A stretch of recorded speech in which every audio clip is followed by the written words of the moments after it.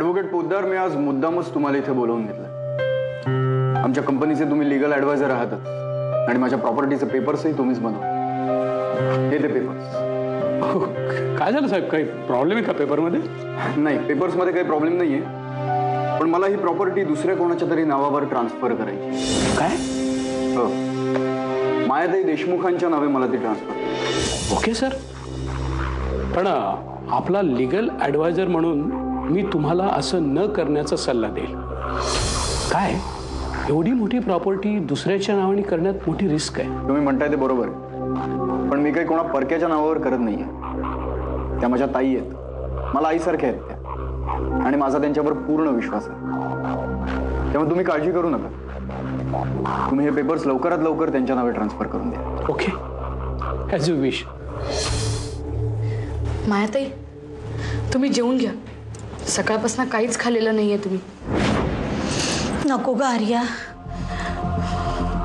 माझी खरंच जेवायची इच्छा नाहीये.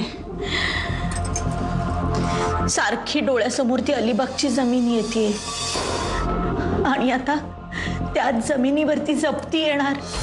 नाही ग, मला हे सहनच होत नाहीये. मायाताई, तुम्ही अजिबात काळजी करू नका.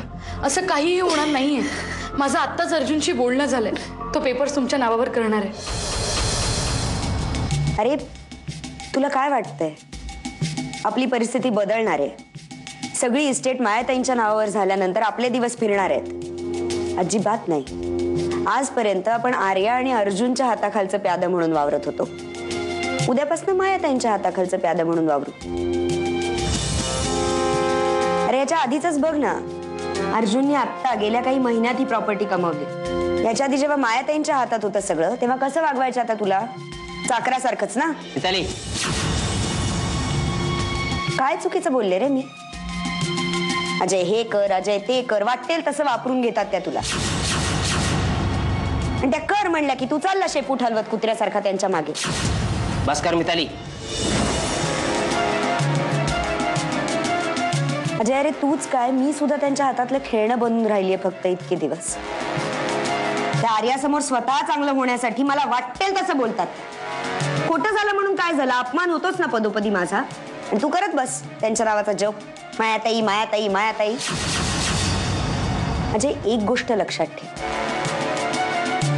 आपण जर आत्ताच काही केलं नाही ना, तर आपल्याला रस्त्यावर आणून भीक मागायला लावेल ती बाई. इतकी हलकट आहे ती. मिताली,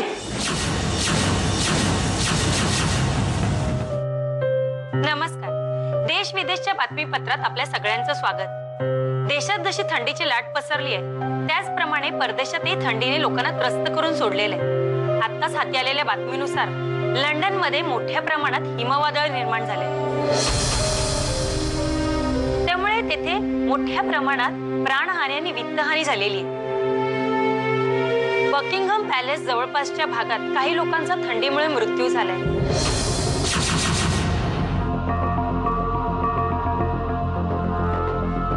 बकिंगहॅम पॅलेस जवळ तर दादा राहतो.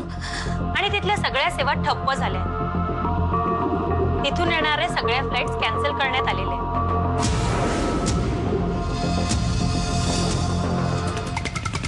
फोन का नाही लागत?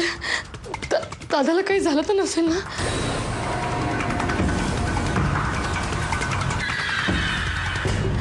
आर्या, मिताली, अगं मला खूप टेन्शन आलंय. अगं काय झालं? कसलं टेन्शन आलंय? अगं आता टीव्हीवर सांगितलं की लंडनमध्ये खूप बर्फ पडलाय, जीवितहानी झालीये. अच्छा, मगाशी चॅनल बदलताना मी सुद्धा पाहिलं होतं टीव्हीवर. आर्या, तुझा दादा राहतो ना लंडन मध्ये? हो ना. अगं पण ते त्या भागात राहत नसतील ना जिकडे हे सगळं चालू आहे? तो त्याच भागात राहतो ग. अगं मग उभी काय?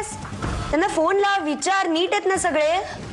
मी फोन लावण्याचा प्रयत्न केला ग, पण फोनच लागत नाहीये. अरे बापरे, म्हणजे नक्की काहीतरी झालं असणार. पण आर्या,